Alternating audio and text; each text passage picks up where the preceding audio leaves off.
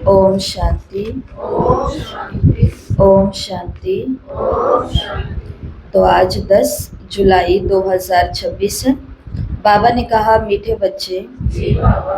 बाप आए हैं तुम बच्चों की अविनाशी ज्ञान रत्नों से झोली भरने। ये एक एक ज्ञान रत्न लाखों रुपयों का है। बाप आए हैं तुम बच्चों की अविनाशी ज्ञान रत्नों से झोली भरने। ये एक एक ज्ञान रत्न लाखों रुपयों का है। तो एक रत्न भी मिस हो गया, मुरली की एक लाइन भी मिस हो गई, इसका मतलब कितने का घाटा पड़ गया? लाखों का नहीं, करोड़ों से ऊपर के। क्योंकि एक ही रत्न लाखों का है। और हम अगर बहुत देरी से पहुंचे, जब तक मुरली का एक पेज पूरा हो चुका, तो ये मत सोचना कि चलो पहुंच गए, हमारी हाजिरी तो लग गई आज। वो तो लगी, विधि के अनुसार हाजिरी तो लगी, लेकिन घाटा कितने का पड़ गया?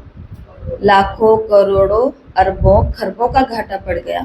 और जिस दिन पूरी मुरली मिस कर दी, उस दिन तो बहुत बड़ा घाटा पड़ गया। तो ये बातें जो गंभीर बुद्धि वाले हैं वो बहुत अच्छे से समझेंगे। इसलिए बाबा ने कहा कि बाबा अभी इन अविनाशी ज्ञान रत्नों से झोली भरने आए हैं। प्रश्न है, गुप्त दान का इतना अधिक महत्व क्यों है? उत्तर, क्योंकि बाप तुम्हें अभी गुप्त ज्ञान रत्नों का दान देते, इसे दुनिया नहीं जानती। फिर तुम बच्चे इन ज्ञान रत्नों का दान करने से विश्व की राजाई लेते हो। तो ये भी गुप्त है ना, कोई लड़ाई, कोई बारूद आदि, कोई खर्चा नहीं। गुप्त रीति से बाप ने तुम्हें राजाई दान में दी, इसलिए गुप्त दान का बहुत महत्व है। डबल ओम शांति, तो 2 बारी ओम शांति, ओम शांति।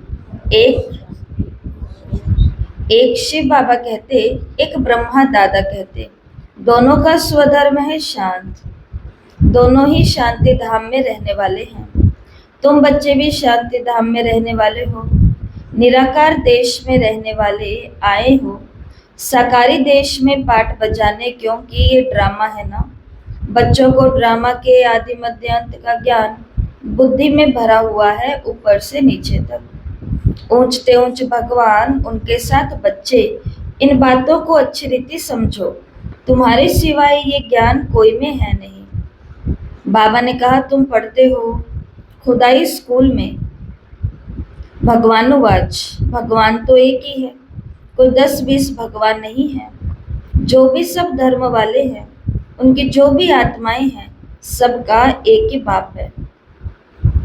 फिर बाप सृष्टि रचते हैं तो कहा जाता है प्रजापिता ब्रह्मा। शिव को प्रजापिता नहीं कहेंगे, प्रजा जन्म मरण में आती है।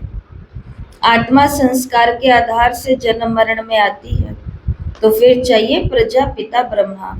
गाया भी हुआ है, परम पिता परमात्मा प्रजापिता ब्रह्मा द्वारा रचना रचते, उनको बुलाया ही जाता है पतित पावन आओ।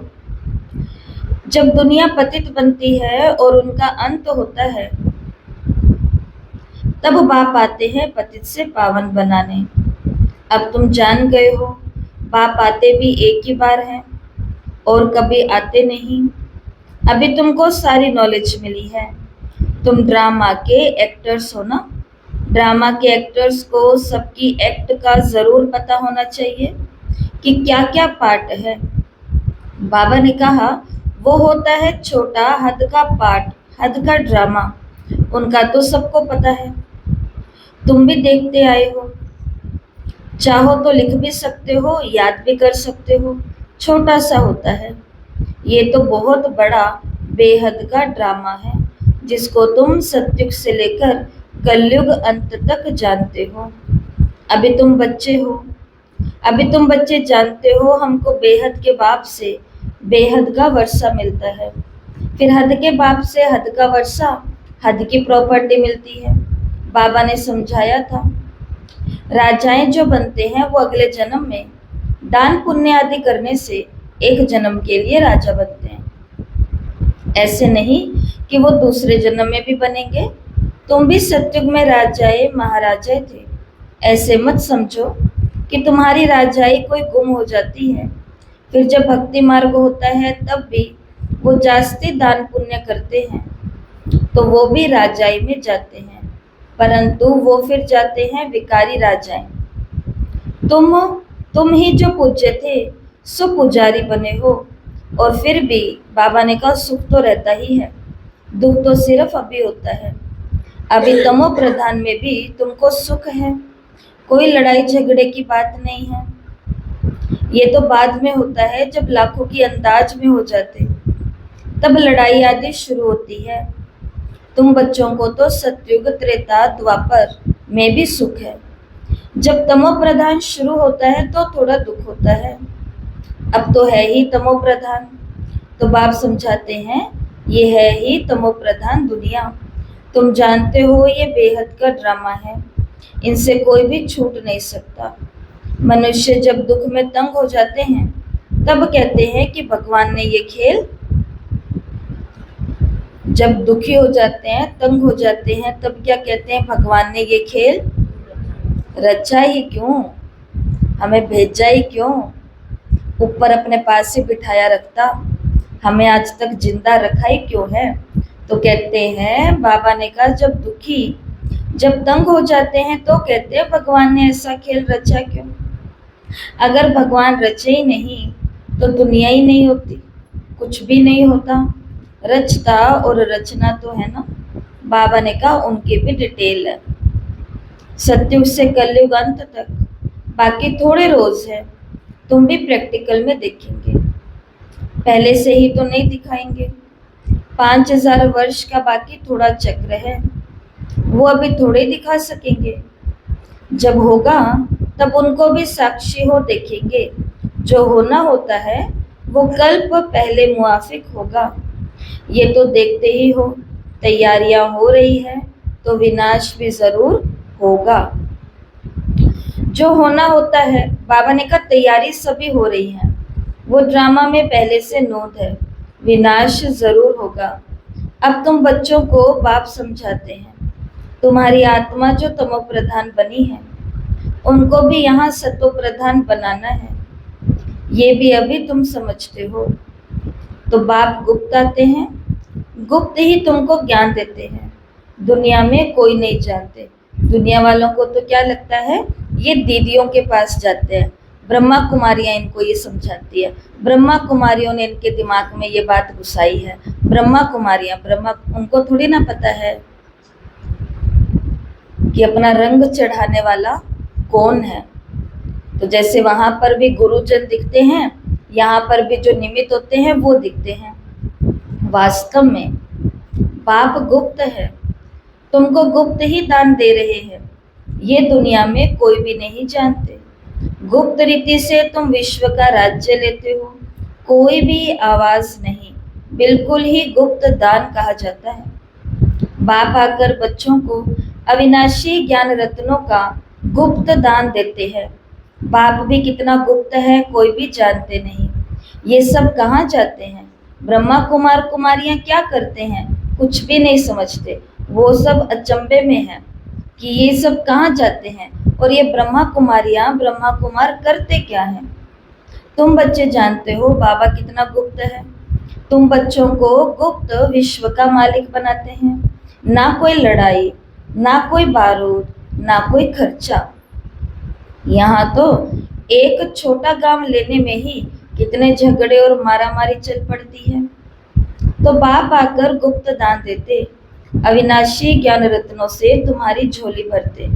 कहते हैं ना, भर दो झोली शिव भोला भंडारी। बाबा ने कहा तुम जानते हो शिव बाबा हमारी अविनाशी ज्ञान रत्नों से झोली भर रहे हैं। तो एक एक रत्न लाखों रुपयों का है, एक एक रत्न लाखों रुपयों का है। तुम कितने रत्न देते हो, तुम फिर कितने दानी बनते हो, वो भी गुप्त है। देवताओं को कितने हथियार भुजाएं आदि दे दी है। वास्तव में बाबा ने कहा वास्तव में है कुछ नहीं। सतयुग में देवताओं को इतनी भुजाएं आदि नहीं होती। कलयुग में कितने अनेक प्रकार के हथियार दे दिए हैं। विनाश के लिए बॉम्ब्स हैं, तो फिर तलवार बाण आदि का क्या करेंगे? तुम कहते हो ज्ञान खड़ग, ज्ञान तलवार, तो उन्होंने हथियार समझ लिए हैं। बाबा ने कहा है कुछ भी नहीं। तो वास्तव में जब शिव बाबा गुप्त दान देने आया था, तो ये ब्रह्मा कुमार कुमारियों को भी बाबा ने दान देना सिखाया था कि तुम भी सबको दान दो। तो उसके लिए ज्ञान खड़ग, ज्ञान तलवार हथियार बनेंगे। उन्होंने समझा कि वो वाली खड़ग और हथियार तो देवियों को वो दिखा दिए, अस्त्र शस्त्र। बाबा ने कहा जबकि है कुछ भी नहीं, तुमको तो गुप्त दान मिलता, तुम फिर सबको गुप्त दान देते हो। तुम जानते हो बाबा हमको श्रीमत दे रहे हैं, श्रीमत है ही भगवान की। तुम जानते हो हम आते हैं नर से नारायण बनने। उनको सर्वगुण संपन्न, 16 कला संपूर्ण, दैवी गुणधारी कहा जाता। दैवी गुण सिर्फ उन देवी देवताओं में होते हैं और फिर कलाएं कम होती हैं। जैसे संपूर्ण चंद्रमा की रोशनी अच्छी होती है, फिर कम होती जाती है और कम होते होते बाकी एकदम पतली लीक बच जाती है, पतली लकीर बच जाती है।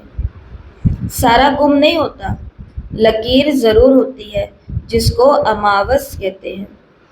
अब तुम्हारी है बेहद की बात। तुम 16 कला संपूर्ण बनते हो। दिखाते हैं कृष्ण के मुख में माताएं चंद्रमा देखती हैं। तो ये है साक्षात्कार की बात, जिसकी समझानी बाप बैठ देते हैं। जब तुमको तो अब तुमको संपूर्ण बनना है।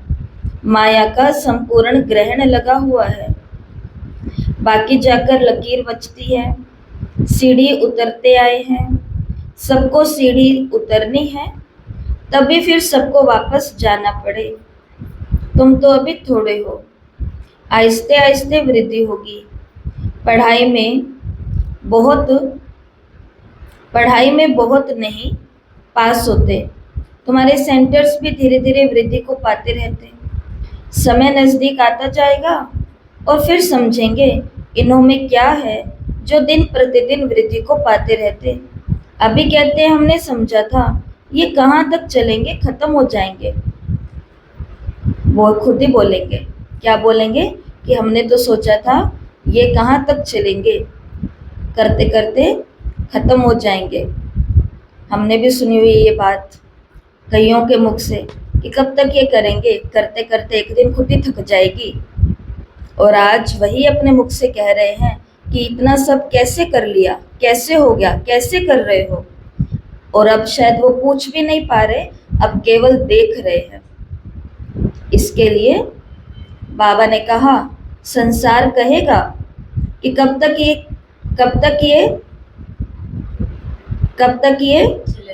चलेंगे, एक दिन खत्म हो ही जाएंगे।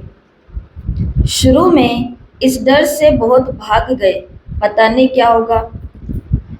तो बाबा कहते थे ना कि जब बाबा को छोड़ करके कोई चले जाते थे और जो रहने वाले बच्चे होते थे वो बाबा से पूछते थे कि बाबा ये डर डर करके क्यों भाग रहे हैं, आप तो यही हो ना। तो बाबा क्या कहते थे, जब स्टीमर में तूफान आता है, जहाज में तूफान आता है, पानी के जहाज में, तो सबसे पहले चूहे भागते हैं। उनको लगता है हमें कुछ ना हो जाए।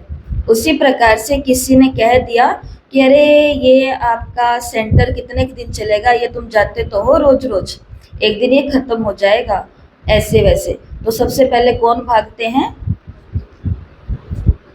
जो डर जाते हैं कि भाई हमारा कोई नुकसान ना हो जाए। तो अगर इसका मतलब हमने भगवान को तो कभी समझा ही नहीं था, हम फिर किसी इंसान को देख करके वहां बैठे थे, बोल रहे थे बाबा के घर जा रहे हैं, पर समझ तो यही रहे थे ना कि फलानी दीदी के सेंटर पर जा रहे हैं। तभी थोड़ी सी विपदा आई और गायब। बाबा ने कहा ऐसे भाग जाते, क्योंकि कोई डरा देता और वो डर जाते कि पता नहीं अब क्या होगा, कहीं हम ना यहाँ के रहें ना वहां के रहें, इससे अच्छा तो भागो। तो भाग गए। फिर उनमें से आते रहेंगे, और जो भागे हैं वो भी बाबा ने कहा धीरे जो भाग्य हैं वो भी धीरे धीरे आते हैं, वो धीरे धीरे आते हैं। गए थे ढोल बजा करके, पर आते हैं चुप चुप करके कि किसी को पता ना चले कि हम आए हैं। ये तो होता आया है। बाबा ने कहा भागे तो, पर उसमें भी आते रहेंगे। बाप कितनी सहज रीति से बैठ समझाते हैं। इन अबलाओं अहिल्याओं को कोई तकलीफ नहीं देते, इनों का भी उद्धार होना है। कहते हैं बाबा हम तो कुछ पढ़ी लिखी नहीं है। बाबा कहते हैं कुछ पढ़ी नहीं हो तो बहुत अच्छा है, शास्त्र आदि जो भी पढ़े वो भी सब भूल जाओ। मैं कुछ जास्ती पढ़ाता नहीं पढ़ी हो तो बाबा ने कहा सबसे अच्छा, ज़्यादा पढ़ी लिखी होंगी तो प्रॉब्लम हो सकती है। बाबा तो हर चीज़ के अंदर कोई ना कोई बात से सामने वाली आत्मा को आदत दे ही देते हैं। मैं भी ज़्यादा कुछ नहीं पढ़ाता हूँ। बाबा ने कहा सिर्फ कहता हूँ मुझे याद करो तो तुमको बादशाही मिलेगी, बस तुम्हारा बेड़ा पार हो जाएगा। बच्चा पैदा हुआ और कहेगा बाबा, बस वर्षे का हकदार बन जाते हैं। यहाँ भी तुम हकदार बन जाते हो। बाप दादा को याद किया और राजधानी तुम्हारी, इसलिए गाया हुआ है सेकंड में जीवन मुक्ति। साहूकार लोगों का है पिछाड़ी का पाठ, पहले गरीबों की बारी है, तुम्हारे पास आपे ही आएंगे। दलितों का भी उद्धार होना है। भिलनी का भी गायन है। कहते हैं राम ने भिलनी के बेर खाए। वास्तव में राम भी नहीं है, शिव बाबा भी नहीं है। हाँ हो सकता है इस ब्रह्मा को खाना पड़े, भिलनी आदि आएगी। समझो टोली आदि लेकर के आए तो इनकार कैसे कर सकते। भिलनी गणिकाएं ले आएंगी तो तुम भी खाएंगे। शिव बाबा कहते हैं मैं तो नहीं खाऊंगा क्योंकि मैं तो अभोक्ता हूँ, निमित्त खाएंगे। ब्रह्मा है वो खाएगा।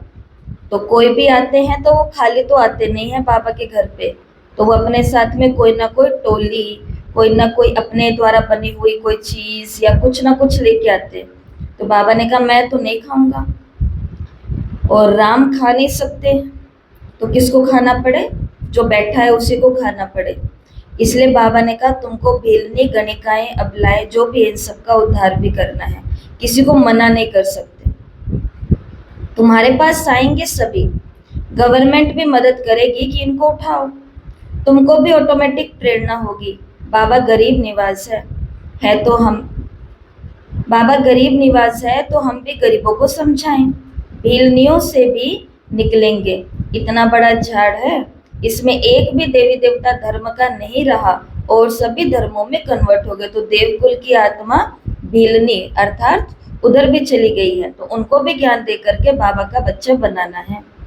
तो जब बाबा रहते थे हैदराबाद में तो वहां पर एक भिलनी आती थी, तो उसको उसके घर वाले आने नहीं देते थे कि ये तो ऊंचे लोगों का ज्ञान है, ऊंची जात वाले हैं, तो तुम यहाँ पर बैठोगी तो ये तुमको अछूत मानेंगे, इसलिए तुम रहने दो। फिर जब बाबा को ये बात पता चली, ब्रह्मा बाबा को, तो ब्रह्मा बाबा ने उनके घर वालों से बात करी और घर वालों से बाबा ने निवेदन किया कि आप इसको आने दो, क्योंकि ये भी एक आत्मा है और ये ज्ञान को बहुत अच्छा उठा रही है और इसका भी हक है इस ज्ञान को लेना। और फिर बाबा ने ये बात आगे उसके लिए कही थी कि जैसे राम के बेर, भिलनी के बेर राम ने खाए, तो ऐसे बाबा किसी भी भिलनी का कुछ खा नहीं लेंगे। हाँ, पहले उस भिलनी को ब्राह्मणी बनना पड़ेगा। अगर हम सोचें कि अभी देखो हम कितनी जगह जाते हैं तो वो लोग बार बार बोलते हैं कि आप कभी हमारे घर कुछ खाते नहीं, आप कभी हमारे घर कुछ खाते नहीं। किसी के घर कोई और भी बड़े बड़े लोग आते हैं, संत महात्माएं भोजन आदि के लिए, तो वो बुलाते हैं कि आप भी आओ और आप भी भोजन ग्रहण करना। उनको कहेंगे नहीं, तो वो कहते हैं वो भी तो खा रहे हैं, आप भी खाओ। तो हम उनको कहते हैं कि ब्रह्मा कुमारी को खिलाना थोड़ा मुश्किल है, उसके लिए थोड़ा सा तपस्या करनी पड़ेगी। तो राम ने भिलनी के बेर तो खाए, पर कौन सी भिलनी? जो भिलनी बाबा की बच्ची बनी, जो ब्राह्मणी बन गई, उसके हाथ का। तो ये वास्तव में ऐसा वाक्य घटा था। तब बाबा ने सभी बहनों को भी बोला कि तुमको गरीब हैं या भील हैं या किसी भी जात पात वाले हैं, सबको ज्ञान देना है, क्योंकि देवकुल की आत्माएं देवकुल के झाड़ से तो गायब हो गई, बाकी अलग अलग धर्मों में कन्वर्ट हो गए। तो कौन से धर्म में कौन सी आत्मा बैठी है? तो वो भी कन्या ही थी 13 साल की, और वो जब 80-70 की होगी तब राम आए थे, तब बेर गए थे, वो कन्या थी। वो कन्या थी, कुमारी थी, और वो रोज क्या करती थी? रोज रास्ते को साफ करती थी कि वो आएंगे तो इसी रास्ते से आएंगे, और रोज बेर तोड़ करके तैयार करके रखती थी कि आएंगे तो मैं उनकी क्या खातिरी करूंगी, ये करूंगी। 13 साल की होते 70-80 साल की हुई तब जाकर के राम जी पधारे, लेकिन कंटिन्यू बीच में एक भी दिन ना बेर मिस हुए और ना ही सफाई मिस हुई। तो इसलिए भगवान के घर कुछ भी लाते हो, भगवान के घर कोई भी हाथ पैर हिलाते हो, तो उसके लिए ये मत सोचो कि 2 दिन किया और हमारे लिए वाह वाह की ताली बज जाएगी, कुछ हो जाएगा। ये हम किसके लिए कर रहे हैं? राम के लिए कर रहे हैं, आत्मा के पिता के। तो हमें भी इसका पुण्य एक दिन मिलेगा, और मिलता ही है, हर दिन ही मिलता है। तो अब बाप कहते हैं जो भक्ति करने वाले हैं उनको समझाओ। तुम देख रहे हो सैंपलिंग कैसे लग रहा है, ब्राह्मण कैसे बनते हैं, जो सूर्यवंशी चंद्रवंशी देवता बनने वाले होंगे वो आते जाएंगे, एक बार भी सुना तो स्वर्ग में जरूर आएंगे। बाबा ने काशी कलवट का मिसाल भी सुनाया है, शिव पर जाकर के बलि चढ़ते थे, उनको भी कुछ तो मिलना चाहिए। तुम भी बलि चढ़ते हो, पुरुषार्थ पुरुषार्थ करते हो राजाई के लिए। भक्ति मार्ग में राजाई तो होती नहीं, वापस कोई जा सकता नहीं, तो क्या होता? उनके जो पाप किए हुए हैं उनकी सजा भोग चुकतू कर देते हैं, फिर नए सिरे से जन्म होता है। तो काशी कलवट के लिए बाबा ऐसी बात कहते हैं कि वहां पर जब कोई बलि चढ़ता था तो सच में अभी तक उसने जो भी पाप किए हैं वो सारे पाप खत्म हो जाते थे। लेकिन अगला जन्म तो होगा, क्योंकि वापस घर तो जा नहीं सकते। अगला जन्म होगा और फिर बचपने से फिर छोटे छोटे पाप करते करते बड़े बड़े पाप करने शुरू कर देंगे। नए सिरे से जन्म होता है, नए सिरे पाप शुरू होते हैं। बाकी रहना तो सबको यहाँ ही है। नंबर 1 में तो तुम ही हो, नंबर 1 में तो बाबा के बच्चे ही हैं। वैसे वाली बलि भी नहीं चढ़ते, और ऐसी बलि चढ़ते हैं जिससे आत्मा अपने कई जन्मों का भाग्य यही बना लेती है। पाप की दुनिया में आना ही नहीं है, ऐसा पुरुषार्थ करना है। तो नंबर 1 में तो तुम ही हो, तुम ही 84 जन्म भोगते हो। सबको सतरो जो तमो में आना है। बाप कहते हैं इस समय सारी मनुष्य सृष्टि का झाड़ जड़ जड़ीभूत हो गया है। मनुष्य तो बिल्कुल ही घोर अंधियारे में कुंभकर्ण की नींद में सोए हुए हैं। एक कुंभकर्ण नहीं है, अनेक कुंभकर्ण, जाग ही नहीं रहे। बड़े बड़े क्राइम हो रहे हैं लेकिन जाग ही नहीं रहे, विकारों को तज ही नहीं रहे। तीसरा नेत्र खोलने के लिए आज भी उन लोगों के पास फुर्सत नहीं है। क्राइम की न्यूज सुनने के लिए फुर्सत है, आपस में चर्चा करने के लिए भी फुर्सत है। गवर्नमेंट को, लोगों को, माँ बाप को, सबको दोष लगाने के लिए भी फुर्सत है, लेकिन फुर्सत किस बात की नहीं है? जागने की, कि घटनाएं सबके पास घटेंगी, विनाश होएगा, बम्बोर को आग लगेगी, सबके पास लगेगी। उस समय मैं क्या करूंगा? उसके लिए तो कोई प्रबंध रच ही नहीं रहा है। इसलिए बाबा ने कहा कुंभकर्ण भी एक नहीं है, कुंभकर्ण अनेक है, अनेक है। तुम कितना भी समझाते हो सुनते ही नहीं। जिनका पाठ है वो पुरुषार्थ करते हैं और वो माता पिता के दिल पर चढ़ जाते हैं। तब तो नशीन भी वही बनेंगे। कितनी बच्चियां पूछती है बाबा बच्चों को डांटना पड़ता है। बाप कहते हैं इसका इतना कुछ नहीं है। तुम पुकारती हो हम पतितों को पावन बनाओ, बाप कहते हैं काम महाशत्रु है। समझे? बाबा कहते हैं किसी को दुख नहीं देना, कोई पाप नहीं करना। तो माताएं बाबा के आगे कौन सा पाप लेके खोल के बैठ जाती है कि बाबा मेरे को बच्चों को पीटना पड़ता है, डांटना पड़ता है। बाबा ने कहा ये क्या बात कर रहे हो, इसको पहले छोड़ो, इस बात को किनारे करो, डांटो पीटो जो भी करना है करो, लेकिन मैं तो तुम पतितों को पावन बनाने आया हूँ। पहले काम महाशत्रु को तो छोड़ो, उससे तो दिल लगाई हुई है। और बाबा कहते हैं, बाबा से पूछते हैं बाबा बच्चे को डांटना पड़ता है। बाबा ने कहा तुमने पुकारा पतितों को पावन बनाओ, तो बाप कहते हैं ये काम आज शत्रु है, ऐसे नहीं कहा जाता क्रोध शत्रु है। माताओं में इतना नहीं होता, पुरुष बहुत लड़ाई करते हैं। अब बाप ने तुम माताओं को आगे किया है वंदे मातरम, नहीं तो माताओं को कहते हैं तुम्हारा पति गुरु ईश्वर है, उनकी मत पर चलना है। हथियाला बांधा और फट से पतित बनी। ये ईश्वर मिला उनको, अभी राम राज्य स्थापन होता है, बाकी तो सब मरते जाएंगे। ये बाबा ने यहाँ ताना मारा है कि इधर हथियाला बंधा और उधर पतित बनी, ये ईश्वर मिला तुमको, अभी राम राज्य स्थापन होता है, बाकी तो सब मरते जाएंगे। बाबा ने समझाया है विनाश काले विपरीत बुद्धि, विनाश काले प्रीत बुद्धि। तुम्हारी परम पिता परमात्मा से प्रीत बुद्धि है, तुम्हारी आत्मा जानती है शिव बाबा इनमें आते हैं, इन द्वारा हम सुन रहे हैं। इतनी छोटी बिंदु है, शिव बाबा का ये टेम्परेरी रथ है, इनके द्वारा ये रुद्र ज्ञान यज्ञ रचा है जो बढ़ता ही जाएगा। बच्चों की बूंद बूंद से तालाब भरता रहता है। कल बाबा ने मुरली में कहा यहाँ पैसे वैसे की कोई बात नहीं है, आज बाबा ने मुरली में कहा कि बच्चों की बूंद बूंद से तालाब भरेगा, तो इसके लिए बूंद बूंद फुरी फुरी तालाब। बच्चे अपना सफल करते रहते हैं क्योंकि जानते हैं ये सब तो मिट्टी में मिल जाना है, कुछ भी रहना नहीं है, इतना तो सफल हो जाए। सुदामा का मिसाल है ना। बच्चियां बाबा के पास मुट्ठी चावल या 6-8 रुपया भेज देती है, बाबा कहते हैं वाह बच्ची, बाप तो गरीब निवाज है ना, वाह। 6-8 रुपए भेजे तो भी बाबा क्या कहते हैं, वाह। वाह 6-8 रुपए भेजने के लिए नहीं, वाह इस बात के लिए कि उसके पास थे ही 10 रुपए, उसमें से 6-8 रुपए तो बाबा के पास भेज दिए, तो बाबा ऐसी बच्ची को क्या कहते हैं, वाह बच्ची। अपने अड़ोसी पड़ोसी को थोड़ा जगा दो, वाह बच्ची। बाप तो है गरीब निवास, ये सब ड्रामा में नूत है, फिर भी होगा, बांधेली है ना। बाबा कहते हैं भाग्यशाली हो, शिव बाबा का तो हाथ मिला ना, एक दिन आएगा सब आर्य समाजी भी आएंगे, कहाँ जाएंगे। मुक्ति जीवन मुक्ति की हट्टी एक ही है, दुकान एक ही है। सुख शांति प्रेम आनंद अतीन्द्रिय सुख जो भी चाहिए वो एक ही दुकान पर मिलेगा। सजाएं खाकर सबको मुक्ति में जाना है, ये कयामत का समय है, सबको वापस जाना है। ये है साजन की बारात, कैसे बारात जाएगी वो भी साक्षात्कार होगा, सिवाय तुम्हारे और कोई देख ना सके। अच्छा मीठे मीठे सिकिलते बच्चों प्रति माता पिता बाप दादा का याद प्यार और गुड मॉर्निंग। रूहानी बाप की रूहानी बच्चों को नमस्ते।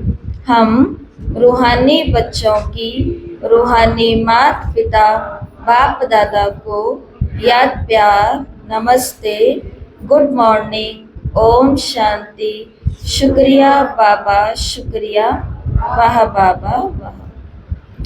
धारणा के लिए मुख्य सार। पहला, बाप द्वारा ज्ञान का जो गुप्त दान मिला है, बाप द्वारा ज्ञान का जो गुप्त दान मिला है उसकी वैल्यू को समझ अपनी झोली ज्ञान रत्नों से भरपूर करनी है।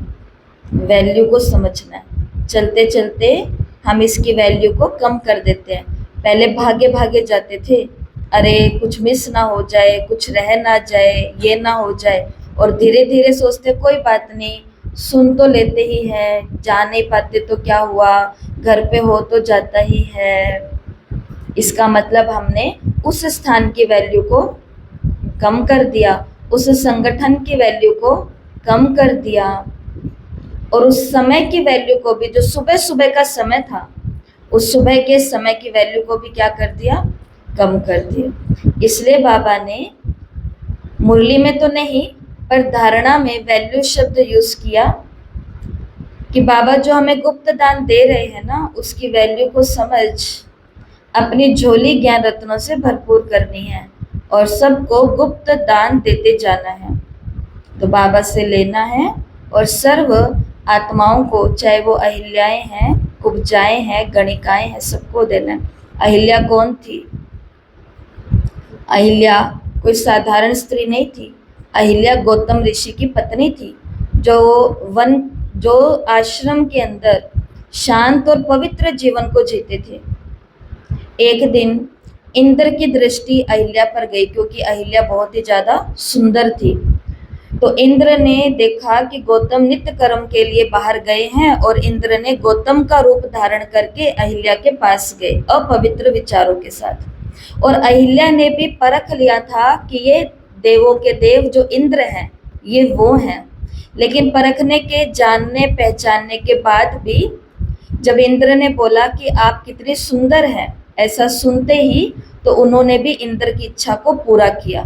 इतने में गौतम ऋषि वापस अपना नित्य कर्म करके आश्रम की ओर आ रहे थे, और जैसे इन्होंने उनको देखा तो इंद्र को भी श्राप दिया और अहिल्या को श्राप दिया कि तुम केवल हवा खाती खाती यहाँ पर जड़ पत्थर के समान पड़ी रहो, ऐसा ही मैं तुमको श्राप देता हूँ।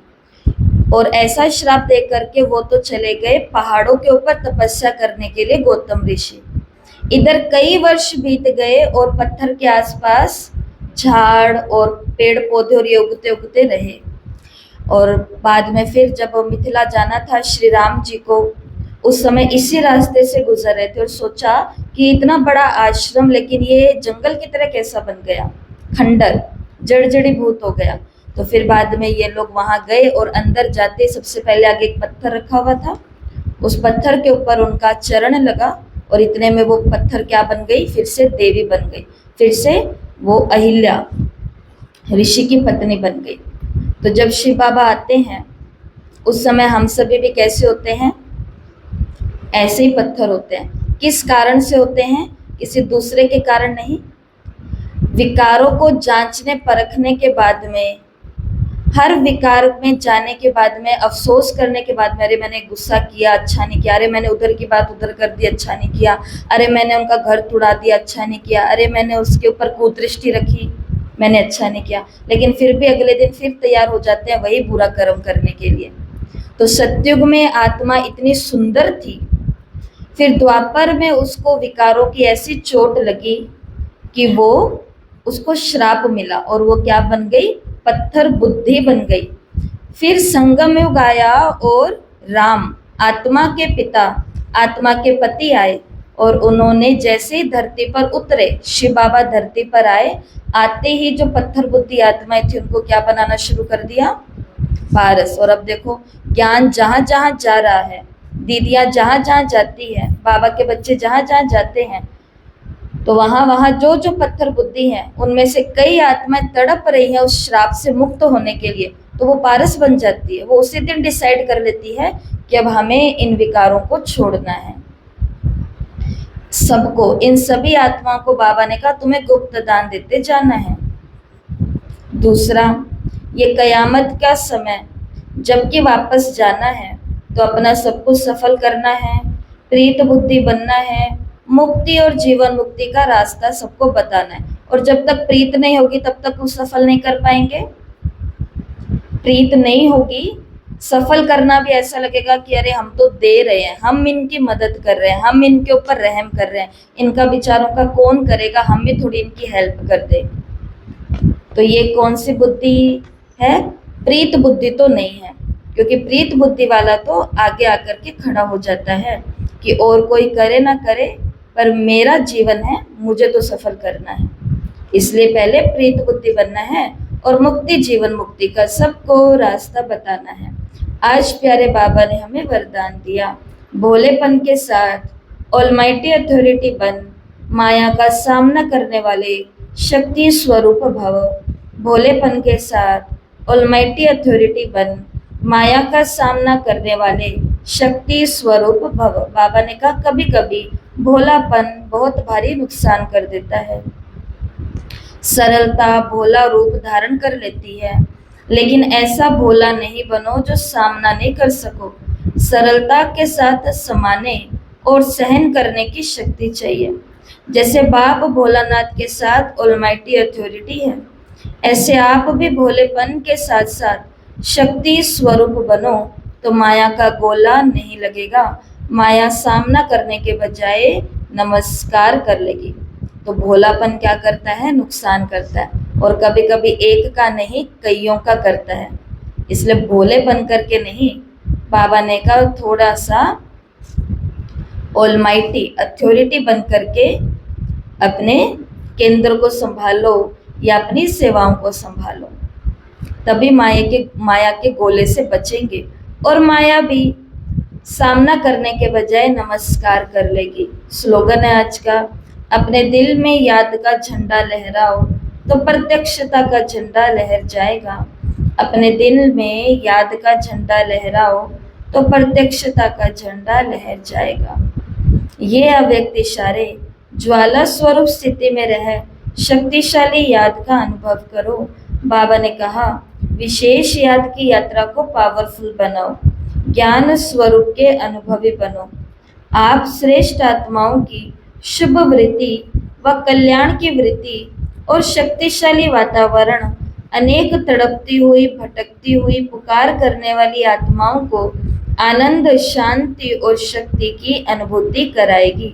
तो ज्ञान का स्वरूप बनना है और योग के अंदर पावरफुल बनना है। अर्थात हम पूरे दिन में जो भी कर्म करते हैं अज्ञानी या भोलेपन में ना करें, ज्ञान स्वरूप बन करके करें। आज का स्वमान, मैं शक्ति स्वरूप आत्मा हूँ, मैं शक्ति स्वरूप आत्मा हूँ। अच्छा, ओम शांति।